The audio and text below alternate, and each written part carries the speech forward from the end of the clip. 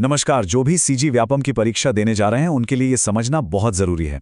आज हम बात करेंगे परीक्षा के दिन के उन सभी ऑफिशियल रूल्स की जिन्हें जानने के बाद एग्जाम का अनुभव एकदम स्मूथ और टेंशन फ्री हो जाएगा। अच्छा, आगे बढ़ने से पहले एक बात बिल्कुल साफ कर देते हैं। यहाँ जो भी जानकारी दी जा रही है वो सीधे सीजी व्यापम के ऑफिशियल निर्देशों पर आधारित है। मतलब ये 100% सही और भरोसेमंद है, तो किसी भी तरह के कंफ्यूजन की कोई गुंजाइश नहीं है। तो चलिए देखते हैं कि आज हम क्या क्या जानने वाले हैं। सबसे पहले देखेंगे कि एग्जाम से पहले की तैयारी कैसी होनी चाहिए। फिर सेंटर पर टाइम मैनेजमेंट, ड्रेस कोड क्या होगा, क्या ले जा सकते हैं और क्या नहीं। और आखिर में इन सबको मिलाकर देखेंगे 5 गोल्डन रूल्स जो सफलता के लिए जरूरी हैं। चलिए तो शुरू करते हैं पहले और सबसे जरूरी स्टेप से, यानी परीक्षा से पहले की तैयारी। क्योंकि असल तैयारी तो एग्जाम से एक दिन पहले ही शुरू हो जाती है। देखते हैं कैसे।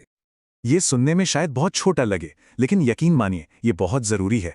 एग्जाम से एक दिन पहले सेंटर जाकर देख आने से ना लास्ट मिनट की जो हड़बड़ी होती है, जो टेंशन होती है, उससे पूरी तरह बचा जा सकता है।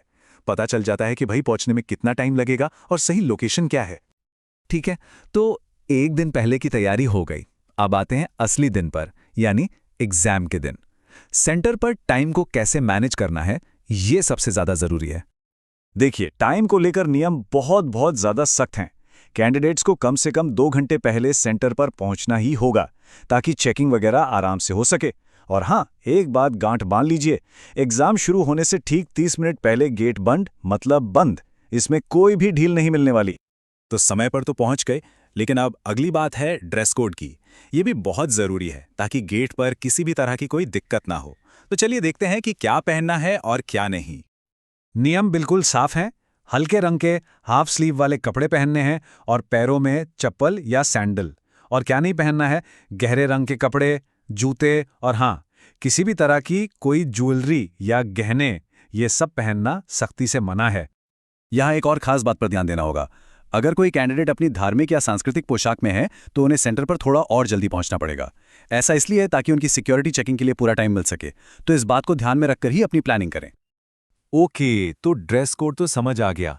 अब देखते हैं कि कौन सी चीज़ें अपने साथ अंदर ले जा सकते हैं और कौन सी चीज़ें बिल्कुल नहीं। तो जो चीज़ें साथ रखनी है वो बहुत लिमिटेड हैं। ध्यान से सुनिएगा। पहला, एडमिट कार्ड जिसके सारे पेज A4 साइज पर प्रिंटेड होने चाहिए।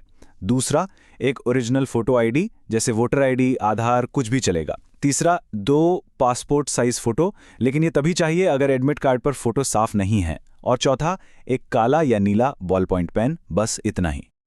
अब आते हैं उन चीज़ों पर जो सख्ती से मना है। मोबाइल फ़ोन, स्मार्ट वॉच, किसी भी तरह की इलेक्ट्रॉनिक घड़ी, पर्स, वॉलेट, बेल्ट, टोपी, स्कार्फ, यह सब कुछ पूरी तरह से बैन है। सबसे अच्छा यही है कि इन चीज़ों को घर पर ही छोड़कर आएं। एक बात साफ समझ लीजिए, ये नियम मजाक नहीं है। अगर कोई भी इन नियमों को तोड़ता है या किसी भी तरह के अनफेयर मीन्स का इस्तेमाल करता हुआ पाया गया तो उन्हें फौरन डिस्क्वालीफाई कर दिया जाएगा।